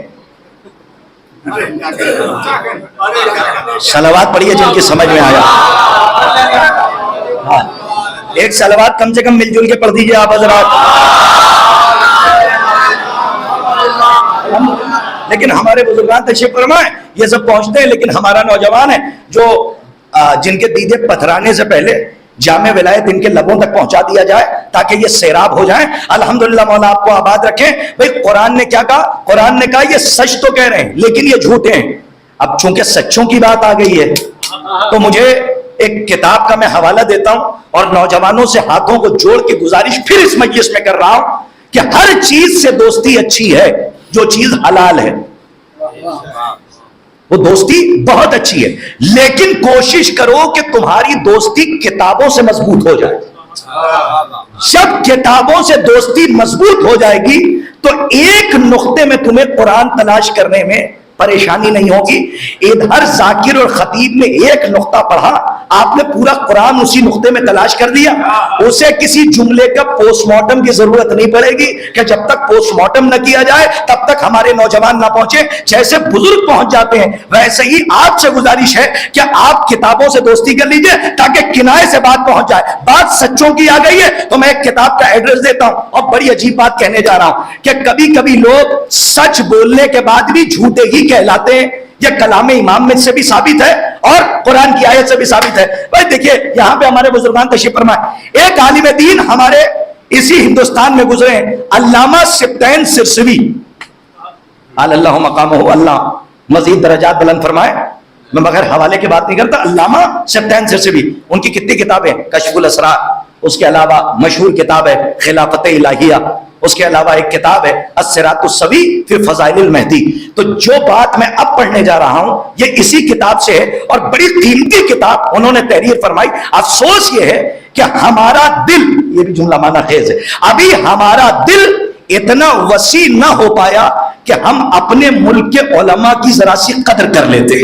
میرا جملہ اگر پہنچ جاتا تو شاید یہ سناٹا نہ رہتا. ہاں ابھی ہماری طبیعت اتنی وسیع نہ ہو پائی کہ ہم اپنے ہندوستان اور اپنے وطن کے ان بزرگ علماء کی قدر کر لیتے اور ہم کو کہیں اور نہ جانا پڑتا. ہم اسی وطن میں رہ کر اپنے ان علماء کی کتابوں کو پڑھتے. ابھی تو نہ جانے کتنے نوجوانوں کو علامہ سبطین سرسوی صاحب کا نام ہی نہیں یاد ہوگا. اگر میں پوچھنا شروع کر دوں تو اکثر ہمارا یوتھ ایسا ہے جو علامہ سبطین سرسوی صاحب کو نہیں جانتا, لیکن علامہ نے بڑی کتابیں لکھی اور تبلیغ ولایت پہ بڑا کام کیا. تو وہ لکھتے ہیں, کتاب کا نام ہے صراط السوی فی فضائل المہدی, اور بڑی ضخیم کتاب ہے. وہ جب وَكُونُوا مَعَ الصَّادِقِينَ آیت کے اس ٹکڑے پہ بحث کرتے ہیں کہ اللہ کہہ رہا ہے سچوں کے ساتھ ہو جاؤ, تو وہ فرماتے ہیں کہ یہ بتاؤ کہ یہاں پہ صدق مطلق مراد ہے یا صدق جزئی. بڑی بات کہنے والا ہوں, اور انشاءاللہ یہ بھی آج کی مجلس کا تحفہ ہوگا, کیونکہ ضروری نہیں ہے کہ سچ بولنے والا سچا ہی ہو. توجہ, ہاں قرآن نے کبھی یہ بھی واضح کر دیا کہ کچھ لوگ سچ بولنے کے بعد بھی جھوٹے ہی رہے, تو ہر سچ بولنے والے کے ساتھ نہیں ہونا ہے. جو قرآن کہہ رہا ہے نا وَكُونُوا مَعَ, بڑی بات ہے, وَكُونُوا مَعَ الصَّادِقِينَ, سچوں کے ساتھ ہو جاؤ. تو علامہ سبطین سرسوی صاحب علی اللہ مقامہ اس پہ بحث کرتے ہیں, بڑی تحلیلی بحث ہے, بڑا لطف آئے گا ہمارے شعراء کو اور اہل زبان بزرگوں کو. وہ کہتے ہیں کہ پہلے یہ بتاؤ یہاں پہ صدق مطلق مراد ہے یا صدق جزئی, کا اس کا کیا مطلب ہے؟ کہ اگر یہ مان لیا جائے کہ صدق جزئی مراد ہے, کیا سامنے کی بات انہوں نے کہی ہے. ہمارے علماء ایسی ہی باتیں کرتے ہیں کہ باتیں الجھے نہ سلجھ جائیں. مجھے تو لطف آیا تھا, پتہ نہیں آپ کیا قیمت لگائے, سامنے کی مثال تھی صدق جزئی کی. کہنے لگے اگر ہم یہ مان لیں کہ قرآن صدق جزئی کے ساتھ ہونے کی دعوت دے رہا ہے, یعنی جزئی سچ کے ساتھ, تو پھر میں صرف اتنا کہنا چاہتا ہوں کہ 73 فرقے کا مسلمان لاکھ ہر معاملے میں جھوٹا ہو لیکن لا الہ الا اللہ میں سچا ہے. ارے آباد رہیے, جیتے رہیے, والا آپ کو آباد. علامہ سبطین سرسوی صاحب مرحوم کا یہ قیمتی جملہ میں نے آپ کے حوالے کیا کہ 73 فرقے کا مسلمان لاکھ ہر مرحلے میں جھوٹا ہو لیکن ایک مرحلے میں سچا ہے. وہ ایک مرحلے میں سچ بولتا ہے, تبھی تو مسلمان ہے. ارے آباد رہیے, چاہے ظاہر ہو چاہے اصل میں نہ ہو, لیکن مسلمان ہوا کب؟ کہ جب اس نے ایک سچ بولا. کب وہ کیا کیا بات کہی ہے, بڑی بات کہی ہے, لا الہ الا اللہ. اس کا مطلب ہر معاملے میں جھوٹا ہو سکتا ہے, لیکن اگر مسلمان کہلا رہا ہے تو ایک معاملے میں سچا ہے, تو اس کا مطلب ان مسلمانوں کے ساتھ ہونے کا حکم اللہ نے نہیں دیا. کاش کہ میری بات واضح ہو جائے, کیونکہ یہ کبھی سچ بھی بولتا ہے کبھی جھوٹ بھی بولتا ہے, تو ان سچوں کی بات نہیں ہو رہی ہے. تو انہوں نے کہا کہ یہاں صدق مطلق مراد ہے. بات رہی ہے, صدق مطلق مراد ہے, صدق جزئی مراد نہیں ہے. آباد رہیے, مولا آپ کو شاد و آباد. کیا جملہ علامہ سبطین سرسوی کہتے ہیں اس میں صدق مطلق مراد ہے. کہ صدق مطلق کی تعریف کیا ہے؟ کہ صدق مطلق اسے کہتے ہیں کہ اللہ کے چھوٹے سے چھوٹے امر اور بڑے سے بڑے امر میں لمحے بھر کی جہاں غفلت نہ پائی جائے. ارے اہل لکھنؤ, مولا آپ کو آباد رکھے. اہل ادب سے ہمارا خطاب ہے, اہل خرد ہمارے سامنے بزرگ ہے. بڑی قیمتی بات, ایک جملہ اپنی طرف سے نہیں. علامہ سبطین سرسوی صاحب کا رزلٹ سنیے, کیا عمدہ بات کہی. وہ فرماتے ہیں صدق مطلق کی تعریف یہ ہے کہ اللہ کے چھوٹے سے چھوٹے امر میں بڑے سے بڑے امر میں جو لمحے, جملے کی قیمت آپ سے اور آپ سے بزرگوں سے, چھوٹے سے چھوٹے امر میں بڑے سے بڑے امر میں جو لمحے بھر کی پلک جھپکتے غفلت نہ برتے وہ کہلاتا ہے صادق مطلق. اور آگے بڑھ کے فرمایا اس میں آدم بھی نہیں آتے. جن کو نہ سمجھ میں آیا ہو ان کے لیے ایک صلوات پڑھیے میں تاکہ سمجھاؤں. بڑی عجیب بات ہے صاحب, ایک صلوات اس سے بہتر ارشاد فرمایا تاکہ اور آگے سمجھے. سمجھو بھائی، میں ولایت پڑھ رہا ہوں آپ کے سامنے، سمجھیے گا، معرفت پڑھ رہا ہوں۔ علامہ سبطین سرسوی نے نہ لکھا ہو، میرا گریبان تھام لیجئے گا، کل سے ممبر پہ بیٹھنے نہ دیجئے گا، جو پڑھ رہا ہوں وہ پڑھ کے پڑھ رہا ہوں اور بڑی ذمہ داری کے ساتھ عینی شاہد ہوں۔ یہی لفظیں ہیں، انہوں نے لکھا کہ صدق مطلق میں آدم بھی نہیں آتے۔ اب آپ کے ذہن میں کوشچن مارک آیا ہوگا کہ کیوں نہیں آتے؟ کیونکہ انہوں نے تعریف کی ہے کہ صدق مطلق اسے کہتے ہیں کہ جو اللہ کے چھوٹے سے چھوٹے امر میں، بڑے سے بڑے امر میں پلک جھپکتے، انکار نہیں کہا، غفلت نہ برتے، وہ کہلاتا ہے صادق مطلق۔ اور فرمایا کہ اس دائرے میں جناب آدم بھی نہیں آتے، جو پہنچ جائے وہ قیمت دے دے ورنہ کوئی شکایت نہیں۔ علت لکھی کہ کیوں نہیں آتے، کہ جناب آدم اس لیے اس دائرے میں نہیں آتے کیونکہ آدم لاکھ نبی صحیح، آدم لاکھ اللہ کے خلیفہ صحیح، آدم لاکھ معصوم صحیح، لیکن جناب آدم نے شیطان کی قسم پر بھروسہ کر لیا تھا۔ ارے اہل آدم، مولا آپ کو آباد رکھے، کاش کے بعد واضح ہو جائے۔ صلوات پڑھیے محمد و آل محمد پر۔ ارے جیتے رہیے، بڑی اہم بات میں نے کہی ہے، مولا آپ کو شاد و آباد رکھے، سلامت رکھے۔ کیا فرمایا؟ اللہ، یہ بڑی اہم گفتگو میں کر رہا ہوں آپ کے سامنے اور بہت اہم ہے۔ شاید کہ میں نے عشر اولیٰ میں بھی یہ گفتگو نہیں کی ہے، لیکن آپ جیسے چہروں کو دیکھ کر جی چاہا کہ میں صدق مطلق و جزئی کی تعریف کر دوں، چونکہ ولایت ہی میرا موضوع ہے، معرفت میرا موضوع ہے، اسی لیے مجھے وہاں تک جانا ہے۔ مقدمہ تیار کر کے کہا کہ آدم نے بڑی عجیب بات لکھی، آدم نے، جناب آدم علیہ السلام نے، اس لیے وہ اس دائرے میں نہیں آتے کیونکہ جناب آدم علیہ السلام نے شیطان کی، ارے جو تاریخ پڑھے بیٹھے ہیں، قرآن پڑھے بیٹھے ہیں، شیطان کی قسم پر بھروسہ کر لیا تھا۔ ارے اسی کو تو ترک اولا کہتے ہیں بھائی۔ تو وہاں امام نبی گناہ نہیں کرتا، نہیں، نبی گناہ نہیں کرتا۔ نبی کیا، نبی اگر غفلت ہو جائے تو کسی عالم سے پوچھا گیا ترک اولا کی تعریف کیا ہے، تو کیا خوبصورت جملہ انہوں نے کہا، وہ اس سے اچھی تعریف ہو ہی نہیں سکتی کہ ترک اولا کیا، تو انہوں نے فرمایا مزید توجہ اللہ۔ سلامت رہیے، کیا قیمتی ہے، آباد رہیے۔ کیا فرمایا کہ ترک اولا کی سب سے اچھی تعریف یہ ہے مزید، کیا احتیاط کے لفظ، مزید توجہ اللہ۔ یہاں گناہ نہیں ہے، ہلکی سی غفلت ہے، تو ہاں مزید توجہ اللہ اسے کہتے ہیں ترک اولا، کہ جو نبیوں سے ہوا، نبی گناہ نہیں کرتا کیونکہ عصمت ساتھ ہوتی ہے، وہ معصوم ہوتا ہے، اسی لیے ترک اولا ہوا۔ تو اس لیے صدق مطلق کے دائرے میں جناب آدم بھی نہیں آتے کیونکہ ابلیس کی قسم پہ بھروسہ کر لیا تھا۔ اب میں کچھ نہیں پڑھوں گا، سمجھنا آپ کو ہے، سب کچھ پڑھا نہیں جاتا، کچھ سمجھ لیا جاتا ہے۔ اب مجھے نہیں پتا کہ رسول پنجتن ہی کو لے کے مباہلے میں کیوں گئے۔ آئے ہائے، کاش کے بعد واضح ہو جائے۔ صلوات پڑھیے محمد و آل محمد۔ سلامت رہیے، کاش کے بعد واضح ہو جائے۔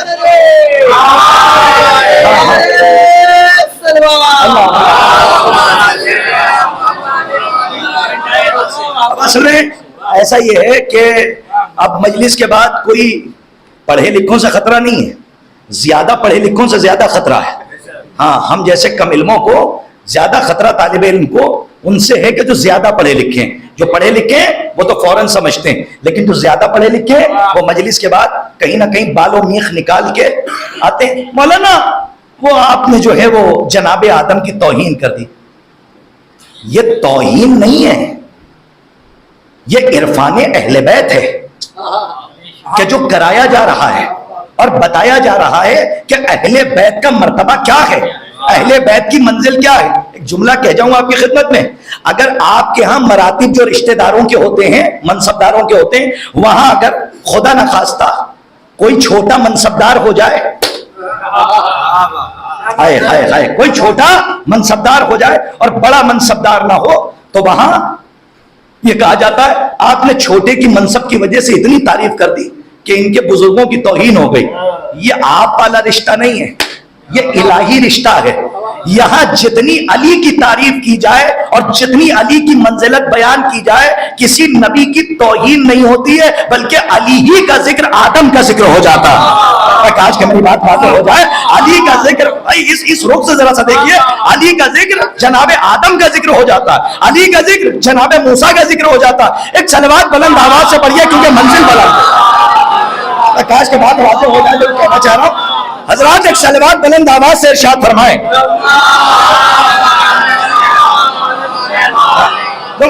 صدق مطلق میں کون آتا ہے کہ وہ سچے آتے ہیں، لیکن کم سے کم 3 طبقوں کو تو ماننا پڑے گا۔ ایک وہ کہ جو ایمان لائے، اور دوسرے وہ کہ جنہوں نے انکار کر دیا، اور تیسرا وہ کہ جو ظاہر میں مسلمان تھا لیکن سچ بولنے کے بعد بھی جھوٹا ہی کہلایا۔ میں کیا بلاغت قرآن ہے، صرف جھوٹا کہہ دیتا نہیں تو کہیں نہ کہیں منافقوں کو گنجائش مل جاتی، لیکن اللہ نے صرف جھوٹا نہیں کہا، انہوں نے دی 2 گواہیاں، تو اللہ نے 2 گواہیوں کے بعد جو ان کو منصب دیے وہ 2 دیے۔ منافق بھی کہا، سلامت رہیے، جھوٹا بھی کہا۔ اس کا مطلب جھوٹ کو لازمہ نفاق بنایا۔ ارے اہل زبان والا، جھوٹ کو، کذب کو لازمہ نفاق بنایا۔ اس کا مطلب جو جھوٹا ہوگا وہ منافق ہوگا، جو منافق ہوگا وہ جھوٹا ہوگا۔ مولا آپ کو آباد۔ اب سنیے، جب رسول کا دور گزر گیا، توجہ رکھیے گا، اور صلح حدیبیہ کا موقع آیا، رسول کے دور میں صلح حدیبیہ کا، میں بنیادیں ولایت کربلا تک جا رہا ہوں نا، تو ایک ایک چیزیں گنانی پڑیں گی کہ کربلا نماز روزے کا جھگڑا نہیں ہے، بلکہ ہر جگہ پر علی کی دشمنی کا معاملہ ہے، انکار غدیر کا مسئلہ ہے۔ پوری کربلا کا جو ٹائٹل ہے وہ علی ولی اللہ کے حصار میں ہے، پوری کربلا حصار علی ولی اللہ میں، اور پوری کربلا معرفت امام کے حصار میں۔ سمجھیے گا میری بات کو، میں زبردستی آپ کے اوپر نظریہ نہیں تھوپوں گا، جب تک کہ دلیل موجود نہ ہو تب تک کہ قائل نہ ہوئیے گا۔ رسول کے زمانے میں جب صلح حدیبیہ ہوئی تو کس سے ہوئی؟ رسول نے جب صلح کی مسلمانوں سے کی یا کفار سے کی؟ آئیے، کس سے کی؟ بھائی کفاروں سے صلح ہوئی نا، تو صلح کے بعد کیا استحقاق ثابت ہو گیا؟ کیا کافر مسلمان ہو گئے؟ ہائے ہائے مولا آپ کو آباد رکھے۔ نہیں نہیں، کیا کافر صحیح ہو گئے؟ کہ نہیں، ایک مسئلہ تھا، ایک مدعا تھا، اس پر صلح ہونی تھی تو صلح ہو گئی، لیکن صلح کے بعد بھی بدلا کچھ نہیں، کافر کافر ہی رہا۔ کاش کہ میری بات واضح ہو جائے، کافر کافر ہی رہا۔ جب رسول اللہ کا دور گزرا اور علی کا دور آیا، جب علی کا دور آیا تو رسول نے کہہ دیا تھا، اے علی تمہارے سامنے بھی مسئلہ تحکیم آئے گا، تحکیم کا مسئلہ آئے گا، کیونکہ علی کے دور میں، مجھے تاریخ پڑھنا میری مجبوری ہے کیونکہ میں موضوع تک لے جا رہا ہوں، تاریخ کہتی ہے کہ علی کے دور میں حالات اتنے مقدر کر دیے گئے تھے اور اتنے گجلک کر دیے گئے تھے، ملا دیے گئے تھے کہ لوگ سمجھ ہی نہیں پاتے تھے کہ اہل بیت کی عظمت کیا ہے۔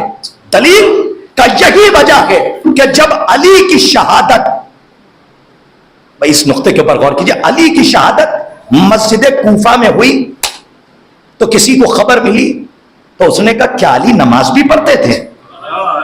نہیں نہیں، اللہ اکبر، آپ نے بنیاد کربلا کی طرف نظر ہی نہیں کی۔ یہ جو مدینے سے، چلیے میں اور واضح کروں، یہ جو مدینے سے امام حسین نکلے اور کیا فرمایا؟ لے اصلاح امت جدی، لوگوں نے اصلاح کا مطلب اپنے اپنے طبیعت کے اعتبار سے نکال لیا، لیکن سنیے کہ اولا اور مولا مانا کیا ہے؟ مولا آپ کا اولا، اور لے اصلاح امتی کا جدی کا مطلب کیا ہے؟ کہ میں اپنے جد کی امت کی اصلاح کے لیے جا رہا ہوں۔ کیا یہ کہا تھا کہ یزید نماز غلط پڑھ رہا ہے، اس کی نماز ٹھیک کرا دوں؟ ایک بات بتائیے، آپ کا سناٹا طوفان میں بدل جائے، اس سے اچھی منطق میں پیش ہی نہیں کر سکتا، اور شاید کہ مطلع سے لے کے مقطع تک بات پہنچ جائے اور یہ سناٹا کسی اچھے طوفان کی آہٹ ہو اور پیش خیمہ ہو۔ اگر کسی شہر میں شراب پی جا رہی ہو، بڑی توجہ چاہ رہا ہوں، اور کسی مبلغ سے کہا جائے کہ جاؤ اس شہر میں شراب پی جا رہی ہے اور تبلیغ کرو، اور وہ وہ شہر میں جانے کے بعد مبلغ چیخ چیخ کے کہے جوا نہ کھیلو. آپ کے سناٹے پہ بولتا ہوا قربان ہو جاؤ. آباد رہیے. شاید کہ آپ یہاں ہیں لیکن فکریں کہیں اور ہیں, یا تو آپ بڑی گہرائی میں جا چکے ہیں. ہمارے بزرگ پہنچ گئے, میں نوجوانوں کو ذرا تیزی سے لے جا رہا ہوں. اگر کسی مبلغ کو کسی سٹی میں بھیجا جائے تو وہ شراب چل رہی ہو, وہاں شراب بہت ہو, اور شراب کے لیے تبلیغ کے لیے بھیجا جائے کہ شراب کے خلاف بولو جا کے, اور وہ جانے کے بعد مبلغ شہر میں کہے کہ جوا نہ کھیلو, سلامت رہیے. پھر 4 پہنچے, پھر 4 کو پہنچاؤ. نہ میں اصل میں صرف سنانا میرا مقصد نہیں ہے, سمجھانا میرا مقصد ہے. چاہے ایک بات میں مجھے کم سے کم 20 منٹ لینا پڑے, میں سمجھا رہا ہوں. اگر کسی تبلیغ کرنے والے کو, اصلاح کرنے والے کو ایسے شہر اور سٹی میں بھیجا جائے جہاں شراب پی جا رہی ہو اور کہا جائے جاؤ شراب پینے والوں کی اصلاح کرو, اور وہ شہر میں آ کے گئے جوا نہ کھیلو, 10 پہنچے, تعداد بڑھ رہی ہے, تعداد الحمدللہ. مولا آپ بابا بھائی کسی شہر میں شراب پی جا رہی ہو اور کسی سے کہا جائے جاؤ شراب کے خلاف بولو, شرابیوں کی اصلاح کرو. وہ آئے, آنے کے بعد چیخ چیخ کے گئے جوا نہ کھیلو, جوا نہ کھیلو, جوا نہ کھیلو, تو فوراً وہاں سے ایک عقل مند کھڑا ہوگا اور کہے گا بھائی جوا کھیلا ہی کب جا رہا ہے. سلامت رہیے, آباد رہیے. ارے جو پہنچ گئے ان کو سلام ہے, ہمارے بزرگان پہنچ گئے. مولا آپ کا آباد رکھے. ہمارے بزرگ ہاں تھوڑا سا اور واضح ہوتی رہے, اور اپنے سینے پہ سلمان محمدی کے نام لکھتے رہیے تاکہ بات اور واضح ہوتی رہے. مولا سے توفیق مانگتے رہیے کہ اور واضح ہو بات. جب شراب پی جا رہی ہے تو تبلیغ اور خلاف جو بولنا ہے وہ شرابیوں کے خلاف بولنا. اور اگر کوئی مبلغ اس شہر میں اپنی طرف سے کہنے لگے جوا نہ کھیلو, جوا نہ کھیلو, تو کوئی بھی عقل مند کھڑا ہوگا اور وہ کہے گا جوا کھیلا ہی کہا جا رہا ہے, یہاں تو شراب پی جا رہی ہے. ابھی نہیں پہنچے, ارے سب کچھ اس امت کے پاس تھا, بس نہیں تھا تو وہ ولایت علی نہیں تھی. آئے ہائے کاش کے بات واضح ہو جاتی جو میں کہنا چاہ رہا ہوں. صلوات پڑھیے محمد و آل محمد.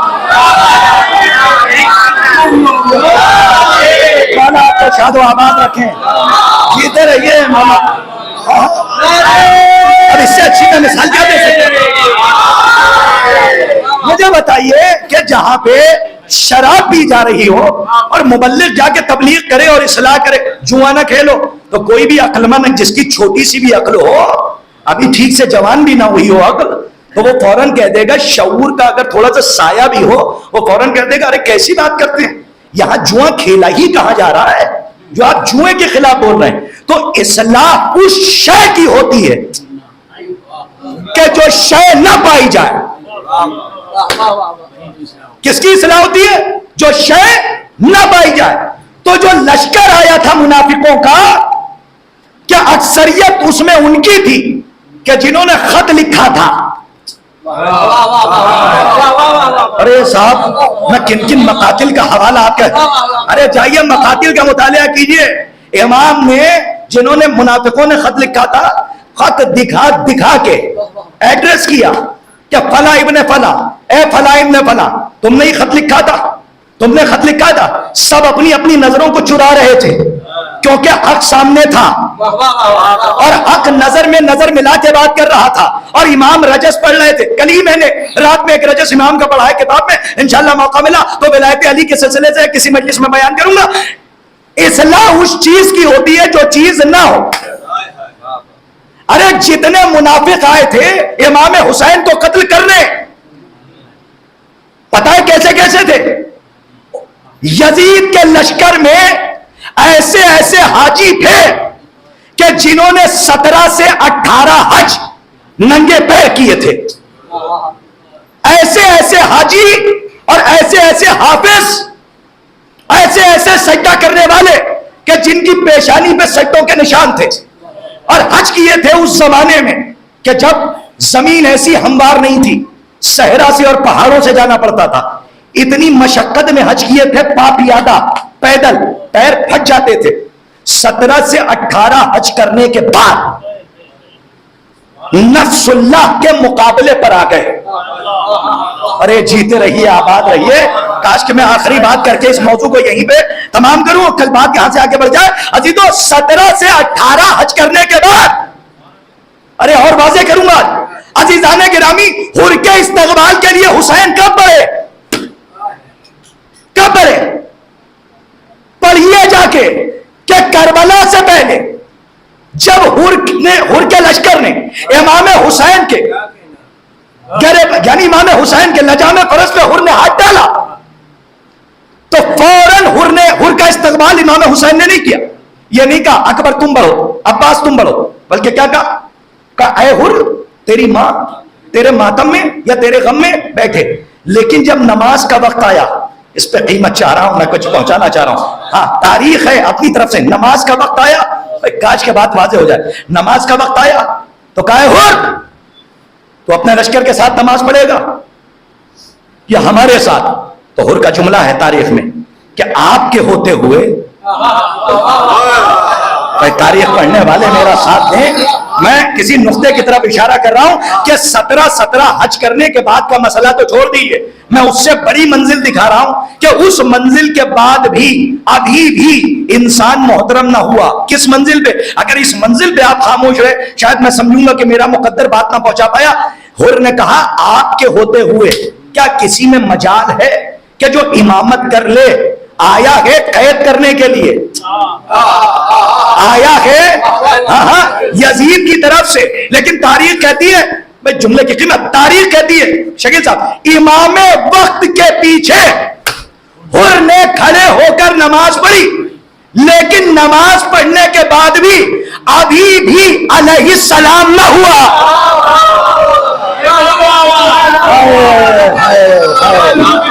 آباد رہیے، مولا آپ کو شاید و آباد رکھے. جس نقطے کی طرف میں نے اشارہ کیا ہے آپ نے غور ہی نہیں فرمایا، آپ نے غور نہیں کیا. امام وقت کے پیچھے نماز پڑھ کے بھی ابھی بھی حر مشہور و معروف، ہاں ابھی بھی مسلمان یعنی علیہ السلام نہیں ہوا، ابھی اپنی ہی جماعت میں ہے. ارے ایک جملہ کہنے کا اہل زبان کے لیے، امام کی جماعت میں شریک ہونے کے بعد بھی اپنی ہی جماعت میں ہے. سلامت رہیے مولا. ہاں ابھی بھی نماز پڑھنے کے بعد بھی فوراً نہیں کہا اکبر جاؤ اب بات جاؤ، نہیں. جب حر نے کھلم کھلا باطل سے انکار کیا اور حق کی طرف آیا، تب امام حسین نے کہا اب اس کا ظاہر اور باطن ایک ہے. کاش کہ میری بات میں بات سے ایمان تک آ جاتی تو میں کہہ رہا ہوں اب اس کا ظاہر اور اس کا باطن ایک ہے. اکبر آگے بڑھو، عباس آگے بڑھو. صلہ کیا ملا؟ تاریخ کہتی ہے، جا کے مقاتل پڑھیے، میرے پاس وقت نہیں ہے ورنہ بات کہیں سے کہیں چلی جائے گی، کہ جیسے ہی نصرت کے لیے قدم اٹھایا تو ایک روایت یہ تک ملتی ہے کہ وہ آواز نہیں، کہ حسین کی طرف جب نصرت کے لیے بڑھا تو حاطب غیبی کی آواز آئی کہ اے حر تجھے جنت کی بشارت. کبھی اس نقطے کو دیکھیں، اے حر تجھے جنت مبارک ہو. تو اب سمجھ میں آیا کہ نصرت حسین کے ارادے کا نام ہے جنت.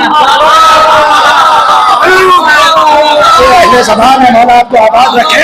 ایک ایک نقطے میں مجلس سے آپ ذرا سا محسوس فرمائیے جہاں لے جا رہا ہوں. حیدری سلامت رہیے. اللہم صلی علی محمد وعلی محمد. دیکھیں بات کہاں سے کہاں چلی جائے گی، میں چاہتا ہوں کہ بس یہی میں بات کو سمیٹوں.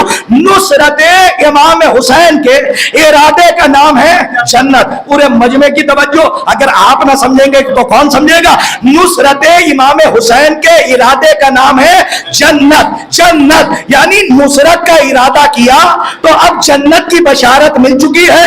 اب جنت حر کی ہو چکی ہے، ابھی حر حسین تک آیا نہیں ہے، خالی ارادہ اس نے کیا ہے، ابھی آ رہا ہے. لیکن جنت نے حر کو طلب کر لیا. اب مسئلہ یہ ہے کہ جب حر آ جائے گا، جو سمجھا ان کو سلام ہے، کہ جب حر آ جائے گا، شہید ہو جائے گا، جنت پہلے ہی مل چکی ہے، اب جب شہید ہوگا جامع شہادت پی لے گا، اب امام حسین حر کے سر کو اٹھا کے اپنے زانو پہ رکھ کے اب جو حر کو عطا کریں گے وہ جنت سے قیمتی ہوگا۔ کاش کہ میری بات واضح ہو جائے جو کہہ رہا ہوں۔ صلوات پڑھیے محمد و آل محمد۔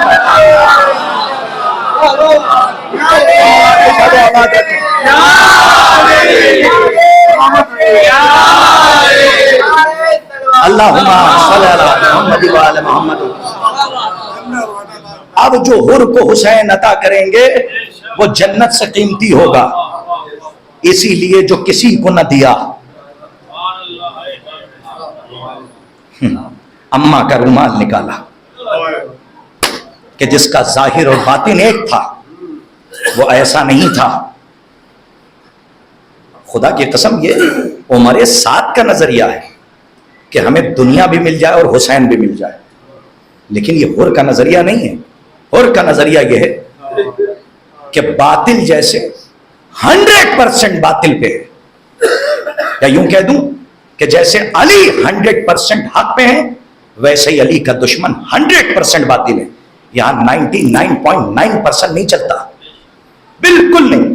اگر کسی کے دل میں علی کے دشمنوں کے لیے محبت نہیں، حدیث کے فطرے ہیں سافٹ کارنر، نرم گوشہ اگر پایا جائے تو محشر کے میدان میں اس کی شفاعت ممکن نہیں ہے۔ اسی لیے کہا جاتا ہے کہ آل محمد علیہ الصلوۃ والسلام سے محبت جتنی ہو اتنی ہی بیزاری آل محمد کے دشمنوں کے ساتھ ہونی چاہیے۔ ذرہ برابر اگر مروت لے کے آپ اس دنیا سے چلے گئے علی کے کسی دشمن کے لیے تو محشر کے میدان میں شفاعت ممکن نہیں ہے۔ عزیزان گرامی، صرف ولایت کا اقرار نہیں کرنا ہے، حدیثوں میں وارد ہوا ہے کہ جو جتنی ولایت کما کر جائے گا، لفظ کمائی ہے، جو جتنی ولایت کما کر جائے گا محشر میں اس کو اتنی ہی قیمت ملے گی، لیکن جس کے پاس ولایت ہی نہ ہو، انشاءاللہ کل بات آگے بڑھ جائے گی، تو میں نے آپ سے کہا کہ کربلا کی بنیاد علی ولی اللہ پہ ہے۔ انکار غدیر کی وجہ سے یہ کربلا کا پورا مارکا۔ کیا وجہ ہے کہ صرف نماز روزہ حج زکات میں اس کربلا کے مقصد کو محدود کیا گیا تھا؟ نہیں، علی کی ولایت کے حصار میں پوری شریعت ہے۔ جی، اگر ولایت نہیں ہے تو کچھ نہیں ہے، لیکن اگر علی کی ولایت ہے، بنیاد ہے، تو پھر شاخیں بھی ہیں، پھول بھی ہیں، پتی بھی ہیں، اور اس کا پھل بھی ہے۔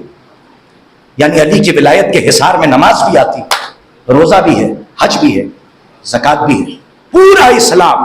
لیکن اگر بنیاد نہیں ہوگی تو پھر لاکھ آپ اسلام کا ساتھ پکڑ کے گھومیے، جب آپ کے پاس کسوٹی نہیں ہے تو سونے کی پرکھ کیسے ہوگی؟ جب آپ جائیے کسی سنار کے پاس، جوہری کے پاس، تو وہ سونے کو آپ لے کر جائیے اور پوچھئے کہ یہ کھرا ہے کہ کھوٹا، تو سونے کے سکے کو یا چیز کو وہ کسوٹی پہ پرکھتا ہے۔ تو نماز ہے سونا، روزہ ہے سونا، حج ہے سونا، زکات ہے سونا، اسلام ہے سونا، دین ہے سونا، اور اس سونے کی کسوٹی کا نام ہے ولایت علی۔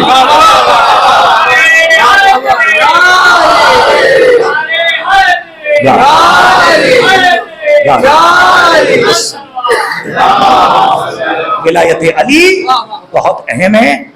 اور دیکھیے خدا کی قسم، وہ جو جملہ ہے کہ اے علی، اگر لوگوں کے بہکنے کا خطرہ نہ ہوتا، اللہ اکبر، یعنی سب کچھ کہہ گئے رسول اس جملے میں۔ یعنی ابھی مکمل فضیلتوں کو ہم درک نہ کر سکے ہیں، نہ مرتے دم تک کر پائیں گے۔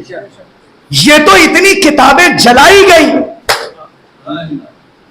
اور علی کی ولایت کو خلط مبحث کیا گیا۔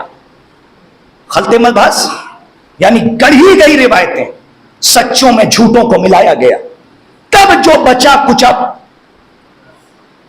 جو ہم تک مواد پہنچا اور بچے ہوئے فضائل پہنچے۔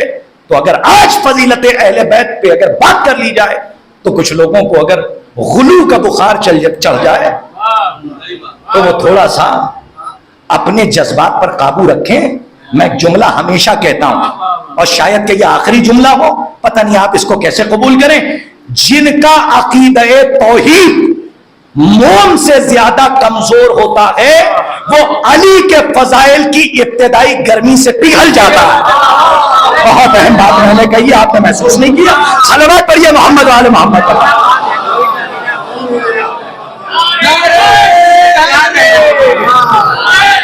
اللہ اور اگر کسی کو یہ غرہ ہے کہ ہم اللہ کو رازق مانتے ہیں، ہم پہچانتے ہیں، تو پھر وہ سمجھ لے کہ وہ رازق ہونے کی وجہ سے رازق نہیں، کل بات آگے بڑھ جائے گی، وہ خالق ہونے کی وجہ سے خالق نہیں، وہ رب ہونے کی وجہ سے رب نہیں، یہ اللہ کی معرفت نہیں ہے۔ صحیح توحید لیجئے کہ جو خود علی نے ہم تک پہنچائی، کیونکہ توحید ابلیس کے پاس بھی تھی، لیکن ابلیس کی توحید الگ ہے، علی والی توحید الگ ہے۔ ان کی توحید کتنی خالص ہوگی کہ جن تک توحید کی معرفت کو اس نے پہنچایا کہ جس پر خود خدا ہونے کا دھوکہ تھا، اور وہ سجدہ کر کر کے پہچانوا رہا تھا کہ پہچانو کہ جو میرا معبود ہے وہی کائنات کا پالنے والا ہے، جو میرا اللہ ہے وہی کائنات کا اللہ ہے۔ سوچئے کہ جس پر خدا ہونے کا دھوکہ تھا، کائنات اس کو خدا کہنے پر تلی ہوئی تھی، لیکن وہ سجدہ کر کر کے ہم تک خالص توحید پہنچا رہا تھا۔ اس لفظ خالص کی داد چاہتا تھا، ہمارے بزرگوں نے دعا دی کہ خالص توحید صرف الگی توحید ہے، اور اگر کسی کو صحیح توحید لینی ہے تو خطبہ توحید پڑھے کہ جو فلک جناب عزت مآب ابو تراب مولائے غدیر جناب امیر علی ابن ابی طالب علیہ الصلوۃ والسلام۔ جائیے خطبہ مفصل کا مطالعہ کیجئے، کتاب التوحید کا مطالعہ کیجئے۔ اسی لیے نوجوانوں سے کہتا ہوں کہ تم فیصلہ نہیں کر پاؤ گے کہ کون صحیح ہے کون غلط جب تک کہ کتابوں سے دل نہیں لگاؤ گے۔ خود کتابوں کا مطالعہ کیجئے، پھر پتہ چلے گا کہ یہاں سے جو نظریات بیان ہو رہے ہیں وہ حدیث اور آیت کی روشنی میں ہے یا اس کے خلاف ہے، اور اپنے مطلب کے معنی نہ نکالیے گا، معنی وہی لیجئے گا کہ جو عارفین نے معنی اخذ کیے ہیں۔ عزیزان گرامی، یہ کربلا ہے اور کربلا ہمارے لیے نمونہ عمل ہے۔ انکار ولایت کی وجہ سے پوری کربلا سجائی گئی، اور پہلی شہیدہ تحفظ ولایت کی وہ ہماری اور آپ کی شہزادی۔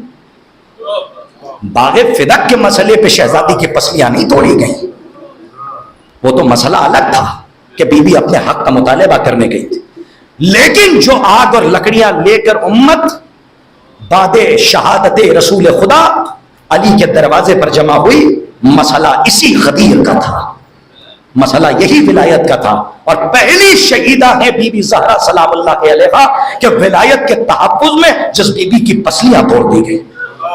آپ کی آوازیں بلند ہو گئی، خدا کوئی غم نہ دے سوائے غم مظلوم کربلا۔ ارباب اعزا، چاہیے روایتوں میں ملتا ہے اور یہاں تک ملتا ہے کہ جب اس ملعون کو پکڑا گیا اور اس سے سوال کیا گیا کہ جب تو نے علی کے گلے میں رسی ڈالی تھی اور علی کو جب تو کھینچ رہا تھا اس وقت رسول کی بیٹی کہاں تھی، اس وقت بنت رسول کہاں تھی؟ کتابوں میں یہاں تک موجود ہے کہ اس ملعون کا بیان ہے کہ جس وقت میں علی کے گلے میں رسی ڈال کے کھینچ رہا تھا اس وقت بنت رسول نے علی کی کمر کے پٹکے کو اپنے دونوں ہاتھوں سے بہت مضبوطی سے پکڑ رکھا تھا، اور وہ لفظیں میں نہیں پڑھ سکتا، صرف اشارہ کر رہا ہوں جو کتاب میں ہے۔ ملعون کہتا جیسے جیسے میں علی کو کھینچ رہا تھا ویسے ویسے بنت رسول علی کے ساتھ خاک پہ ان کا پیر خط بناتا ہوا آگے چلا رہا تھا۔ ارباب اعزا، علماء نے تشبیہ دی ہے کربلا کے ایک جنازے سے کہ ویسے ہی علی کے ساتھ بنت رسول کھینچی چلی جا رہی تھی کہ جیسے کربلا میں حسین جب علی اکبر کا جنازہ لے کر خیمے میں جانے لگے تو اکبر کا پیر زمین پہ خط بناتا ہوا جا رہا تھا۔ जज़ाकुम अल्लाह खैरल जज़ा। जो समझ गए उन्होंने हाय हुसैन की आवाज अलग। अरबाब अज़ा शहजादी आपको सलामत रखे, आपकी आवाजों पर अल्लाह रहमत का नुज़ूल फरमाए।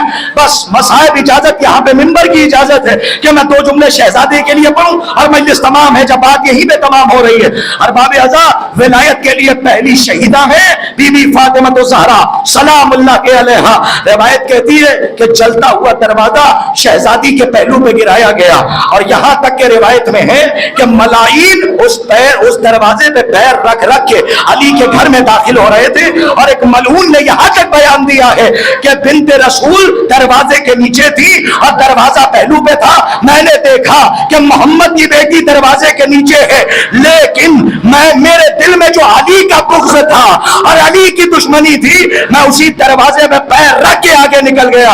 अरबाब अज़ा हम समझ नहीं सकते, हम महसूस नहीं कर सकते, पर जहां तक हम दर्द कर सकते हैं हमारी आंखें नम हो जाती है। पर 2 जुमले मसाइल के मजलिस तमाम है, इसीलिए किसी शायर ने बड़ा अजीब मतला कहा। वो फरमाते हैं कि बुतूल रो परी फिजा को ये बताते हुए, अजीब, मैं इसे नस्र में नहीं पढ़ सकता। बुतूल रो परी फिजा को ये बताते हुए, हसन ने देखा है मुझको तमाचे खाते हुए। अजर को मला सहारा, अजर को मल्लाह, खुदा कोई गम न दे सिवाय गम मजलूम करबला। हार बाबे अज़ा बस एक वाकया और मजलिस तमाम है। शहजादी पहली शहीदा है तहफ़्फ़ुज़ विलायत के लिए जिनकी शहादत हुई। अय्याम अज़ाए फातिमिया फसले अज़ा के बाद जिसका सिलसिला जारी और सारी रहेगा।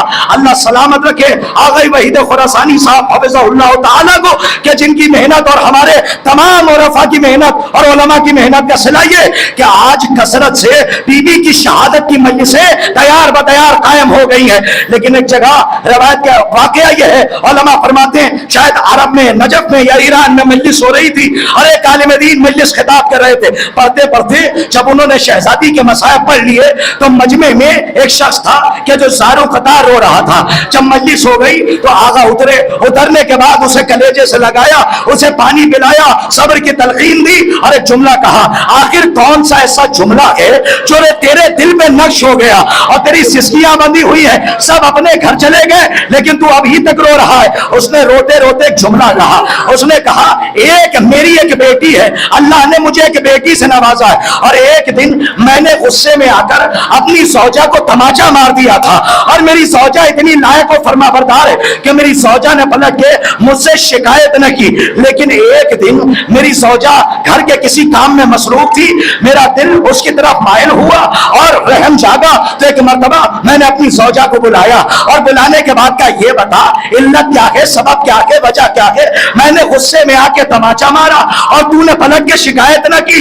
उसने हाथों को धुला और धोने के बाद एक हुजरे में ले गई, मेरा बाजू थामा, दरवाजे को बंद कर दिया और रोने लगी। अगर समझ गए तो घर तक रोइएगा।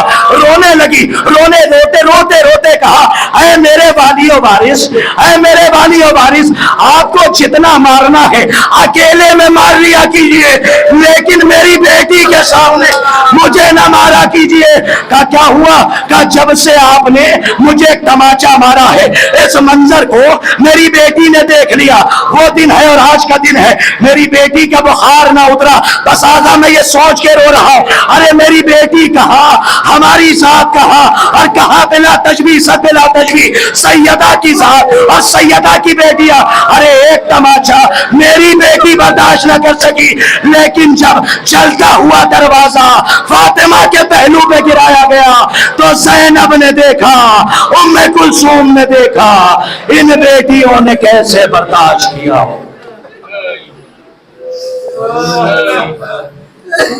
सयअलमुल्लज़ीन ज़लमू अय्युमुनक़लबि यनक़लिबून इन्ना लिल्लाहि व इन्ना इलैहि राजिऊन रज़न बिक़ज़ाइही व तस्लीमन लिअम्रिही। पालने वाले इस अजीम सी इबादत को शरफ़ क़बूलियत अता फरमा, जो मक़रूज़ हम के कर्ज़ को गैब से अदा फरमा। तो ये रजुल फ़क़ीह का वास्ता हमारे फ़क़ाहा और उलमाए हक़्क़ा की हिफाजत में हिफाजत फरमा। परवरदिगार उलमाए सू अगर हिदायत के काबिल हैं तो उनकी हिदायत फरमा। जहाँ जहाँ भी विलायत अली के खिलाफ, दीन के खिलाफ, इस्लाम के खिलाफ और अज़ादारी इमाम हुसैन के खिलाफ तहरीक चलाई जा रही है, तहरीक चलाने वालों को सफ़े हस्ती से नीस्त व नाबूद फरमा। हमारी कौम की हर फर्द को अहले बैत अलैहिस्सलातु वस्सलाम की मारिफत बिन नूरानी हासिल करने की तौफीक इनायत फरमा। परवरदिगारा ہمارے آخری وارث کے ظہور میں تعجیل فرما اور ان کے حقیقی امان انصار میں ان کو شمار فرما وتقبل منا انک انت السمیع العلیم.